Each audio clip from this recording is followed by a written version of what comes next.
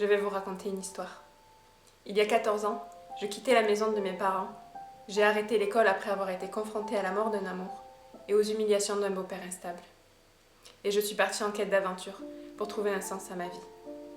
J'avais envie de faire l'expérience de la liberté. La vraie liberté.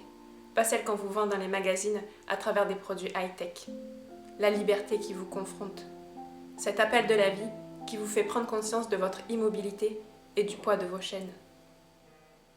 À 17 ans, je suis rentrée en internat et le week-end, on me lâchait en pleine nature, à 10 000 km de ma famille, sans permis, sans jamais savoir où aller. J'ai tant marché dans le froid, arpenté les rues seule comme un moineau sous la pluie, avec ma grosse valise que je traînais partout comme seul compagnon de route et qui renfermait tout ce que je possédais. J'ai travaillé dur pendant des années, dans une activité dans laquelle je ne me sentais pas du tout à ma place. J'étais si jeune et déjà tellement fatiguée de vivre.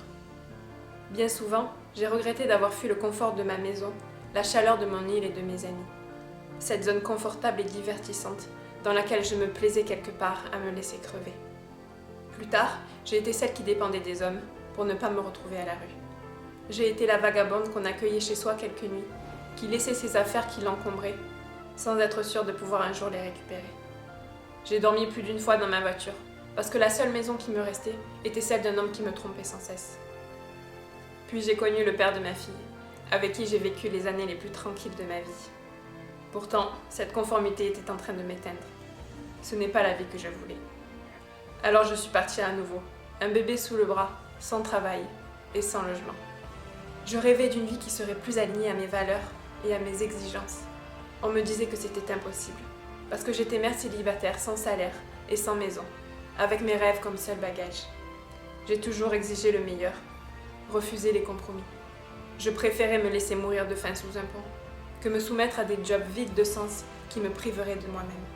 Et j'ai fait taire ceux qui me pensaient incapable, feignante, perchée, qui me trouvaient toujours insatisfaite, ceux qui disaient que je rêvais toujours trop grand, et qui ne voyaient pas les efforts et le travail accompli, à l'abri de leurs regards et de leur vie insipide.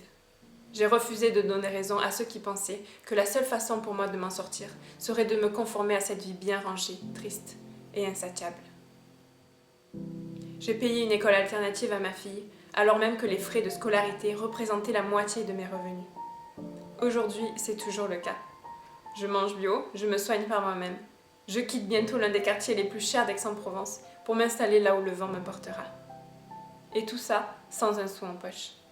Parce que ma détermination, ma confiance et mes connaissances dans les lois de l'univers m'ont toujours permis d'obtenir ce que je voulais. Ma principale tâche consistait à lâcher prise et à dompter mon impatience. J'ai refusé de croire que la vie n'était qu'une voie difficile et sans issue. Bien sûr, l'univers ne m'a jamais épargné les difficultés, mais il a placé des anges sur ma route. Et il sera toujours en train de tester votre foi. Faire le choix de s'accomplir n'est pas le chemin le plus aisé, mais il en vaut la peine. Il y a 10 ans, j'ai fait ce choix avec la certitude que dans quelques années, lorsque je regarderai en arrière, je pourrai voir et célébrer le chemin parcouru. Et je rêvais à l'époque d'être précisément à la place où je me trouve aujourd'hui, c'est-à-dire derrière une caméra, à partager mon histoire. Laissez de côté les peurs, les lois d'un système trompeur qui vous fige. Si vous ne servez pas la vie, n'attendez pas d'elle qu'elle vous soutienne.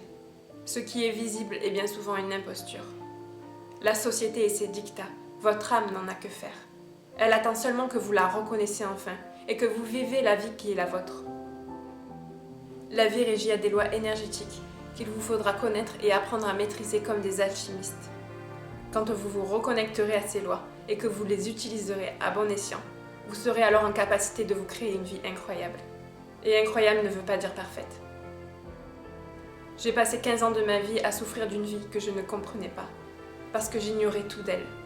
L'ignorance vous plonge dans votre propre obscurité. Un jour, j'ai levé les yeux au ciel et j'ai appris à voir avec des yeux différents. J'ai arrêté de courir un instant et je me suis posée au milieu du silence, à faire taire une vérité qui n'était pas la mienne et à ressentir au-delà de ce qui était connu. La vie m'a dévoilé ses secrets. Et lorsque vous l'inviterez à danser, vous ne ferez qu'un avec elle. Elle guidera vos pas. Elle ne vous évitera pas les drames, les douleurs ou les épreuves, mais elle vous donnera la force de continuer. Observez le cœur d'une fleur. Voyez sa perfection, la complexité des informations qui passent de la racine au pétale. Ressentez la force qui circule dans cette toute petite tige et qui s'épanouit pourtant bien mieux au milieu des tempêtes. Vous n'êtes pas différent d'elle. Si moi, Camille, petite fille frêle, introvertie, qui se trouvait jusqu'alors insignifiante, fade et transparente, je peux aujourd'hui m'affirmer en public sans avoir à cacher ma vérité. Vous le pourrez aussi. Parce qu'il n'y a rien de plus jouissif que d'inspirer ceux qui ont tenté de vous arrêter.